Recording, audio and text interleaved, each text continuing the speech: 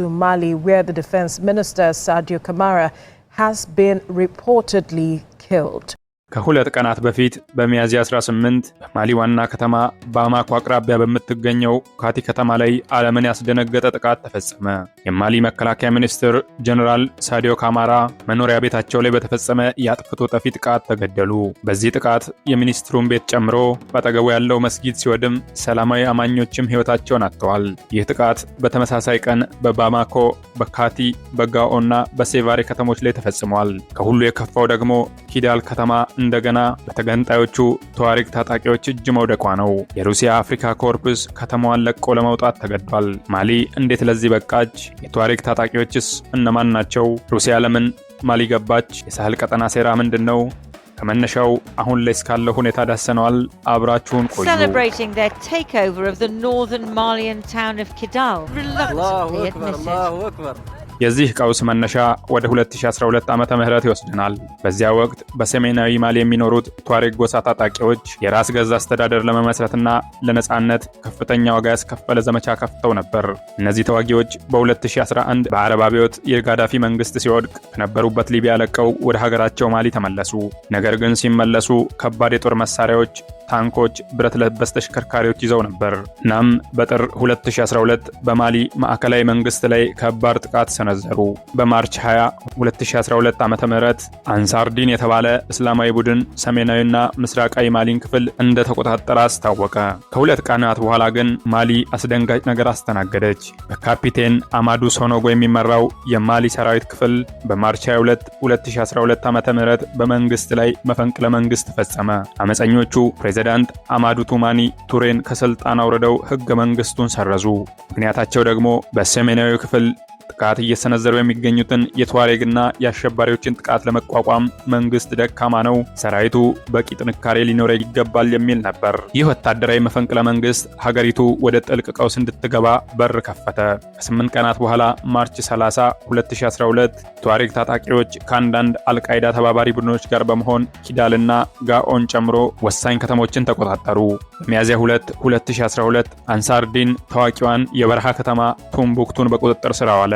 በዚህ ጊዜ ሰሜናዊ ማሊ ሙሉ በሙሉ ከማዕከላዊ መንግስት ቁጥጥር ውጭ ሆነች።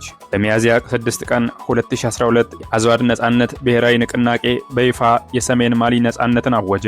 ይህ እርምጃ ግን በአፍሪካ ህብረት፣ በፈረንሳይ እንዲሁም በራሱ በእስላማዊ ቡድኖች ዘንድ ተቀባይነት አላገኘም ነበር። ቱዋሬግ በሰሜን አፍሪካ በተለይም በማሊ፣ በኒጀር፣ በሊቢያና ቡርኪና ፋሶ በረሃማ አካባቢዎች የሚኖሩ ጎሳዎች ናቸው። በአጠቃላይ በአምስቱ ሀገራት ከ1.5 እስከ 2.5 ሚሊዮን የሚገመቱ ህዝቦች ይኖራሉ። ቋንቋቸው ታማሻቅ ሲሆን የራሳቸው የሆነ ጥንታዊ ቲፍናግ የተሰኘ ፊደል አላቸው። ቱዋሬጎች ግመል፣ ፍየልና በግ በማርባት ይኖራሉ። በማሊ ውስጥ ቱዋሬግ ከህዝቡ 3% ያህሉን ናቸው። ነገር ግን የሚኖሩት የሀገሪቱን 3/4 የሚሆነውን የሰሜናዊ ክፍል ይዘው ነው። ይህ ክልል በዩራኒየም፣ በወርቅና በነዳጅ ሀብት የበለጸገ ነው። የቱዋሬግ ህዝብ ከዘመናት ጀምሮ በሚኖሩባቸው ሀገራት መንግስታት ዘንድ አስታዋሽ የላቸውም። በማሊ በተለይም ከነጻነት በኋላ የቱዋሬግ ህዝብ በማዕከላዊ መንግስት ዘንድ የተረሳ ህዝብ ነው። ሀብታቸው ተዘርፏል። መሬታቸው በውጭ ኃይሎች ተይዟል። በትምህርት፣ በጤናና በልማት ዘርፍ ኋላ ቀር ሆነዋል። የቱዋሬግ ታጣቂዎች 1960 ጀምሮ በማሊ ላይ 4 ጊዜ ትላልቅ አመጾችን አካሂደዋል። የመጀመሪያው አመጽ በ1962 እስከ 1964 ድረስ፣ ሁለተኛው ከ1990 እስከ 1995፣ ሶስተኛው ከ2006 እስከ 2009 የተካሄደ ነበር። አራተኛው ከ2012 ጀምሮ እስካሁን ድረስ ቀጥሏል። የቱዋሬግ ተገንጣዮች ዋና ግብ አዝዋድ የሚባል ነፃ ግዛት ወይም ሀገር መመስረት ነው። አዝዋድ የሰሜን ማሊ ክፍል ሲሆን የራሱ መንግስት፣ የራሱ ባንዲራና የራሱ ህግ እንዲኖረው ይፈልጋሉ። የሊቢያ ጦርነት ለቱዋሬግ ታጣቂዎች ትልቅ ዕድል የፈጠረ ነበር። ጋዳፊ በርካታ ቱዋሬግ ወታደሮችን ይደግፍ ነበር። የጋዳፊ መንግስት ከወደቀ በኋላ የቱዋሬግ ተዋጊዎች ከፍተኛ መጠን ያላቸውን የጦር መሳሪያዎች ይዘው ወደ ሀገራቸው ማሊ ተመለሱ። እስከ 3000 የሚደርሱ ተዋጊዎች እንዲሁም በርካታ ታንኮች፣ ሮኬቶችና ሌሎች የጦር መሳሪያዎች ወደ ማሊ ይዘው ገብተዋል። ይህም በማሊ ሰራዊት ላይ ከፍተኛ ጥቃት እንዲሰነዝሩ አስቻላቸው። በተጨማሪም የራሳቸው አይነት መዋቅርና ጠንካራ የሆነ የጎሳ አደረጃጀት አላቸው። ይህ አደረጃጀት በጦርነት ጊዜ በፍጥነት ኃይላቸውን ማሰባሰብ እንዲችሉ ያስችላቸዋል። በተለይም የአዝዋድ ነጻነት ብሔራዊ ንቅናቄ የተባለው ድርጅት መሰባሰቢያቸው ነው። ይህ ድርጅት በርካታ የተዋሬግ ወጣቶች ታጣቂዎችን የያዘ ነው። ዛሬ ላይ ተዋሬግ በሁለት አይነት ትግል ውስጥ ይገኛሉ። አንደኛው ከማሊ መንግስትና ከሩሲያ ቅጥረኞች ጋር የሚያደርጉት ቀጥተኛ ጦርነት ነው። ሁለተኛው ደግሞ ከጂሃዲስት ቡድኖች ጋር ያላቸው ውስብስብ ግንኙነት ነው። አንዳንድ ጊዜ ከጂሃዲስቶቹ ጋር ይተባበራሉ፣ አንዳንድ ጊዜ ደግሞ ይጋጫሉ።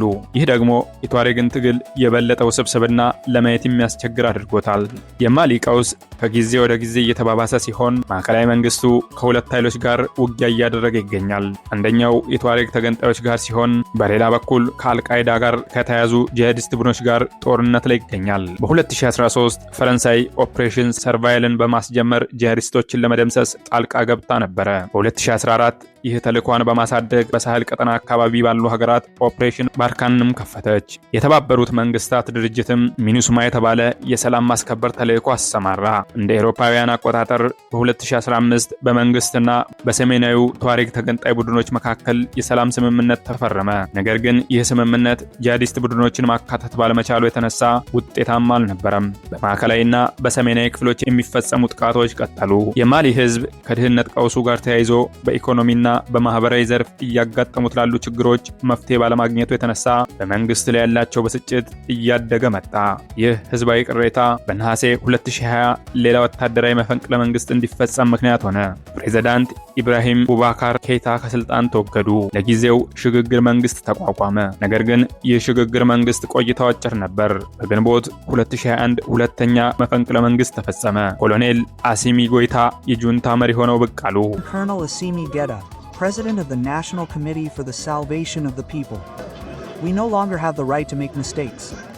So, by making this intervention yesterday, we put the country above Mali first. ከጥቂት ጊዜያት በኋላ ጎይታ የሲቪል አስተዳደርን ለመመለስ ቃል ገቡ። ነገር ግን በኋላ ላይ የስልጣን ማስረከቢያ ቀናቸውን ወደ አንድ ያልተወሰነ ጊዜ አራዘሙት። ይህ የማሊ ጁንታ ከምዕራባውያን አጋሮች ጋር ያለውን ግንኙነት እያበላሸው ሄደ። በ2021 ጁንታው ወደ ሩሲያው የዋግነር ቡድን ዘወር አለ። የዋግነር ቡድን ለማሊ ጦር የስለላ ድጋፍና የሰለጠነ ኃይል በማቅረብ ረገድ ትልቅ ሚና መጫወት ጀመረ። የምዕራባውያን በተለይም የፈረንሳይ ጦር የሳህል ቀጠናን ለቆ ወጣ። በኋላም ሩሲያ ጠንካራ ግንኙነት መመስረት የቻለች ሲሆን የማሊም ሆነ የኒጀርና ቡርኪና ፋሶ ጦር ከሩሲያ እጅግ ሰፊ ድጋፍ ያገኛሉ። ሩሲያ ለማሊ የምታደርገው ድጋፍ በዋናነት በሶስት ደረጃ ይከፋፈላል። ወታደራዊ ድጋፍ፣ የፕሮፓጋንዳና ዲፕሎማሲ ድጋፍ እንዲሁም ኢኮኖሚያዊ ድጋፍ ናቸው። በወታደራዊ መስክ ሩሲያ ከማሊ ጋር ባደረገችው ስምምነት መሰረት በርካታ መሳሪያዎችን፣ የጦር መኪኖችን፣ ታንኮችና አውሮፕላኖችን ለማሊ አቅርባለች። የሩሲያ አፍሪካ ኮርፕስ በመባል የሚታወቀው ኃይል ከዋግነር የተሻለ ጥንካሬ ያለው እንደሆነ ይነገራል። እነዚህ ኃይሎች በዋናነት የማሊ ጦርን በማሰልጠን እንዲሁም በቀጥታ ወደ ጦርነት በመግባት እርዳታ እያደረጉ ይገኛሉ። ይሁን እንጂ ከፍተኛ የሰለጠነ ኃይል ቢኖራቸውም እስካሁን ድረስ ትልቅ ድል ማስመዝገብ አልቻሉም። በተቃራኒው በተገንጣይ ቡድኖች ሽንፈት እየገጠማቸው ነው። ሩሲያ በማሊ በሰፊው የፕሮፓጋንዳ ስራ ላይ ተሰማርታለች። የምዕራባውያን መረጃዎች እንደሚያሳዩት ሩሲያ በሳህል አካባቢ በመላ ሀገራት ጋዜጠኞችን፣ የህዝብ አስተያየት መሪዎችን በመጠቀም ፕሮፓጋንዳ እየሰራች ትገኛለች። ይህ ፕሮፓጋንዳ ሶስት ዋና ዋና ትርክቶች አሉት። አንደኛው ፈረንሳይና ምዕራባውያን ለሳህል ቀውስ ተጠያቂ ናቸው የሚል ነው። ሁለተኛው ሩሲያ የአፍሪካ ሀገራትን ሉዓላዊነት የምታከብርና በእኩል የምትመለከት አጋር ናት። ሶስተኛው ሩሲያ ከፈረንሳይ በተለየ መልኩ የምትሰራው ለአፍሪካ ጥቅም ነው የሚል ነው። ሩሲያ ዓላማዋ ከአትላንቲክ ውቅያኖስ እስከ ቀይ ባህር ድረስ ጸረ ምዕራባዊ ቀበቶ መፍጠር ነው። ይህ ማለት ጊኒ፣ ማሊ፣ ቡርኪና ፋሶ፣ ኒጀር፣ ቻድ፣ ሴኔጋልና ቶጎ በዚህ ቀበቶ ውስጥ ይገኛሉ ማለት ነው። ከዚህ ጋር ተያይዞ በሳህል አካባቢ የሚገኙ ሀገራት ማለትም ማሊ፣ ቡርኪና ፋሶ፣ ኒጀር የሳህል ግዛቶች አሊያንስ የተባለ ድርጅት አቋቁመዋል። ይህ ድርጅት በመጀመሪያው ምዕራብ አፍሪካ ኢኮኖሚ ማህበረሰብን ለመተካት ያለመ ነበር። አሁን ግን ወደ ጥልቅ ወታደራዊ ጥምረት ተለውጧል። በዚህ አሊያንስ ስር 5000 ወታደራዊ ኃይል ለማቋቋም ታቅዷል። የዚህ አሊያንስ መሪዎች በተለይም የቡርኪና ፋሶ መሪ ኢብራሂም ትራውሬ ሩሲያን እንደ ዋና አጋር ይመለከቷታል። ቀደም ሲል እንደጠቀስነው የማሊ ጁንታ ከፈረንሳይ ጋር ያለው ግንኙነትን በማቋረጥ ወደ ሩሲያ መዞሩን ካስታወቀ በኋላ ቡርኪና ፋሶና ኒጀርም ተመሳሳይ እርምጃ ወሰዱ። እነዚህ ሀገራት ሶስቱም በወታደራዊ ጁንታ የሚተዳደሩ ሆኑ። በጋራ ሆነው የፈረንሳይ ጦር ሀገራቸውን ለቆ እንዲወጣ አስገደዱት። ከዚህ ጋር ተያይዞ የተባበሩት መንግስታት የሰላም ማስከበር ተልዕኮም ሀገሪቱን ለቆ ወጣ። በዚህ ጊዜ ሩሲያ ባዶ የሆነውን ቦታ ለመሙላት ዋግነርን ላከች። የዚህ አሊያንስ ዓላማ ሉዓላዊነታቸውን ማስከበር ነበር። በሁለተኛ ደረጃ ግን የኢኮኖሚ ጥቅም አለ። በተለይም ኒጀር ውስጥ የሚገኘው ዩራኒየም ለአውሮፓ ሀገራት እጅግ ጠቃሚ ነው። ኒጀር የዩራኒየም ክምችቷ ተዝቆ አያልቅም። አውሮፓ የኒውክሌር ኃይል ማመንጫ የምትጠቀምበት ዩራኒየም ከኒጀር ነበር የሚጎርፈው። በመሆኑም ሩሲያ ኒጀርን በመቆጣጠር የአውሮፓን የኤነርጂ ደህንነት ማንኮታኮት የምትችልበት እድል ተፈጠረላት። ከሰሞኑ ታዲያ የምዕራባውያን ኃይል ተክቶ የገባው የሩሲያ ኃይልም በማሊ ያለውን አቅም ጥርጥር ውስጥ የሚያስገባ ነገር ተፈጥሯል። ሚያዝያ 18 ቀን 2018 በተቀናጀ የጂሃዲስትና ተገንጣይ ቡድኖች ጥቃት የማሊ መከላከያ ሚኒስትር ሳዲዮ ካማራ በመኖሪያ ቤታቸው ላይ በደረሰ የአጥፍቶ ጠፊ የመኪና ፍንዳታ ተገደሉ። ይህ ጥቃት የተፈጸመው በካቲ ከተማ ውስጥ ሲሆን ይህች ከተማ የማሊ ጁንታ መሪ ኮሎኔል አሲሚ ጎይታ መኖሪያ በመሆኗ ትታወቃለች። ጥቃቱ የተከሰተው በጠዋቱ ሲሆን ሚኒስትሩ ከታጣቂዎች ጋር በነበረው ውጊያ በከባዱ ቆስለው ወደ ሆስፒታል ቢወሰዱም ሕይወታቸው ሊተርፍ አልቻለም። በተሰነዘረው ጥቃት የሚኒስትሩ ቤት ፈርሷል። በአጠገቡ የነበረ መስጊድን ጭምር ወድሟል። በዚሁ ቀን በርካቶችን ያስገረሙ ጥቃቶች በባማኮ፣ በካቲ፣ በጋኦ፣ በሴቬር እንዲሁም በኪዳል ከተሞች ላይ ተፈጽሟል። ከዚሁ ጋር ተያይዞ የሚገርመው ዜና ደግሞ በሰሜናዊ ማሊ ከሚገኘው ኪዳል ከተማ የሩሲያ ቅጥረኛ ኃይሎች ከታጣቂዎች ጋር በተደረገ ድርድር ከተማዋን ለቀው መውጣታቸው ነው። ኪዳል ከተማ ለረጅም ጊዜ በተገንጣይ ቡድኖች እጅ ነበረች። በ2023 መጨረሻ ላይ በማሊ ጦርና በዋግነር ቅጥረኞች ባደረጉት የጋራ ዘመቻ ተገንጣይ ቡድኖቹን ማስለቀቅ ተችሎ ነበር። ይህ የጁንታው መንግስት ትልቅ ምልክታዊ ድል ነበር። አሁን ግን እንደገና በተገንጣዮች እጅ መውደቋ ለሩሲያ እጅግ አሳፋሪ ሽንፈት ሆኗል። አንድ የጀርመን ተንታኝ እንደገለጹት ሩሲያ በ2021 ጀምሮ በማሊ ውስጥ የደህንነት ሁኔታን ወደ ነበረበት ለመመለስ ቃል ገብታ ነበር። አሁን ግን በኪዳል ሽንፈትና በሚኒስትሩ ግድያ ምክንያት ይህ ቃል እንደተሰበረ ተቆጥሯል። ሩሲያ ከዚህ በፊት በሶሪያ የነበራትን ተጽዕኖ አጥታለች። አሁን ማሊ ላይም ተመሳሳይ ጣፈንታ እያጋጠማት ነው። የሩሲያ አፍሪካ ኮርፕስ ከኪዳል መውጣቱን በይፋ አረጋግጧል። የአዝዋድ ነጻነት ግንባር ደግሞ ከሩሲያ ኃይሎች ጋር ስምምነት ላይ ደርሷል። ከተማዋን ሙሉ በሙሉ እንደሚቆጣጠርም አስታውቋል። የሳህል ቀጠና ምንም እንኳን ገደላማ የሆነ የበረሃ ቀጠና ቢመስልም እጅግ ሀብት ያለው ክልል ነው። በዩራኒየም፣ በወርቅ፣ በነዳጅና በሌሎች ሀብቶች የበለጸገ ቦታ ነው። ይህ ሀብት በዓለም ሀያላን መካከል ውድድርን ፈጥሯል። ፈረንሳይ ቀደም ሲል በሳህል ትልቅ ተጽዕኖ ነበራት። ነገር ግን አሁን በሀገራቱ ጁንታዎች መባረሯ ሩሲያ ለመግባት አጋጣሚ ፈጥሮላታል። ሩሲያ የምትከተለው ስትራቴጂ በዋናነት ሁለት ነገሮችን መሰረት አድርጓል። መሳሪያ መሸጥና የቅጥረኛ ኃይል ማሰማራት። በዚህ ትግል ውስጥ የሩሲያ ዋነኛ መሳሪያ የዋግነር ቡድን ነበር። ነገር ግን የዋግነሩ መሪ ፕሪጎዢን በ2023 በሩሲያ መንግስት ላይ ባደረገው አመፅ ከሩሲያ ጋር ያለው ግንኙነት ተበላሸ። የክሬምሊን መንግስት ዋግነርን ለማፍረስ ወሰነ። በምትኩ አፍሪካ ኮርፕስ የተባለ በመከላከያ ሚኒስቴር ቁጥጥር ስር የሚሰራ ኃይል ተቋቋመ። ይህ አዲሱ ኃይል በቀድሞ ዋግነር ወታደሮች ላይ የተመሰረተ ቢሆንም በለጠ መዋቅራዊና ከክሬምሊን ጋር የተሳሰረ ነው። አፍሪካ ኮርፕስ በማሊ ብቻ ሳይሆን በሊቢያ፣ በሱዳን እንዲሁም በኒጀር ውስጥም ተጽዕኖን ለማስፋት እየሰራ ነው። ነገር ግን በማሊ ያለው ሽንፈት ለዚህ አዲስ ኃይል ትልቅ ቀውስ ፈጥሮበታል። ከዚህ በኋላ በአጭር ጊዜ ውስጥ በማሊ ውስጥ ጦርነቱ እንደሚቀጥል መገመት አያዳግትም። ጁንታው በሩሲያ ድጋፍ ጭምር የተዳከመ ቢመስልም የመውደቁ ነገር አጠራጣሪ ነው። ነገር ግን በረጅም ጊዜ ውስጥ በርካታ ሊከሰቱ የሚችሉ ሁኔታዎች አሉ።